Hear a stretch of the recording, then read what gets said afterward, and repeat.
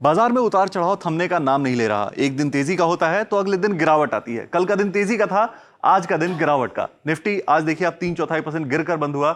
अगर आप चार्ट को देखेंगे, इंटरेस्टिंग यहां है कि बाजार संभलने की कोशिश कर रहा था। दिन के दौरान एक वक्त पे मार्केट ने अच्छी खासी तेजी दिखाई, 24,340 के लेवल तक पहुंचा, लेकिन जो क्लोजिंग हुई वो करीब करीब 300 नीचे हुई अपने हाई से। और ये देखिए क्लोजिंग 24,000 के एकदम करीब हुई है। सेंसेक्स के चार्ट पे भी आप देखेंगे तो करीब ऐसा ही पैटर्न आपको देखने को मिलेगा कि दिन के दौरान एक वक्त पे सेंसेक्स ने हाई बनाया 79,626 का, और क्लोजिंग जो हुई वो करीब 1000 अंक नीचे हुई अपने हाई से।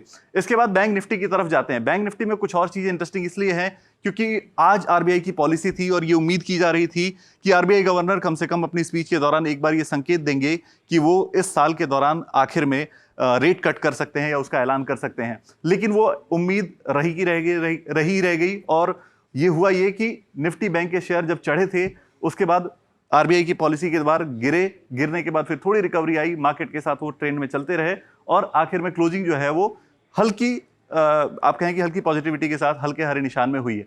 इसके बाद हम आगे बढ़ते हैं, मिड कैप और ब्रॉडर मार्केट की तरफ देखते हैं। मिड कैप में आप देखिए करीब 1/4% की गिरावट देखने को मिली है। स्मॉल कैप में भी लगभग ऐसा ही ट्रेंड रहा, 0.5% गिरकर बंद हुए स्मॉल कैप के शेयर। सेक्टर्स देखते हैं कि कौन से सेक्टर्स में आज क्या हुआ। सो आप ये देखिए कि इंडिया वेक्स चढ़ा हुआ है 2.5%। इसके अलावा अगर आप पॉजिटिव सेक्टर्स देखेंगे तो Nifty pharma of course defensive bet है, तो जब मार्केट गिरेगा तो यहां पे खरीदारी देखने को मिलेगी ही।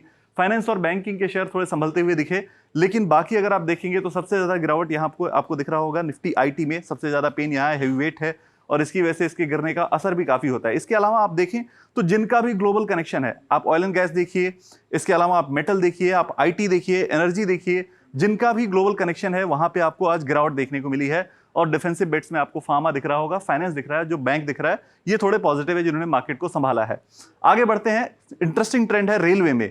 आप देखिए आरवीएनएल के नतीजे आए, नतीजे काफी कमजोर थे, उम्मीद से काफी कमजोर थे। प्रॉफिट और रेवेन्यू दोनों में ही गिरावट आई, उसका असर शेयर पे दिखा, 4.5% गिरावट दिखी। लेकिन इसका असर पूरे सेक्टर्स पे भी देखने को मिला। टेक्समेको रेल आप देखिए 3.5%। इसके अलावा दो शेयर और आपकी स्क्रीन पर लाते हैं, इरकॉन और टीटागढ़ रेल, यहां भी 2.5% और 2% की गिरावट देखने को मिली। एक खराब नतीजा और पूरे सेक्टर पे उसका असर देखने को मिला। एक नई लिस्टिंग आज के मार्केट में हुई, वो थी सीगल इंडिया की। सीगल इंडिया की लिस्टिंग करीब 4.5% के प्रीमियम के साथ हुई थी, लेकिन जब क्लोजिंग हुई तो शेयर जो है वो 3.5% गिरकर बंद हुआ, 387 के आसपास का इसका भाव है। सो ओवरऑल आज का मार्केट ये रहा कि ग्लोबल कनेक्शन जिन भी शेयरों का, जिन भी सेक्टर्स का रहा, वहां गिरावट देखने को मिली और डिफेंसिव बेट्स में फार्मा और बैंकिंग ने थोड़ा बहुत मार्केट को संभाला।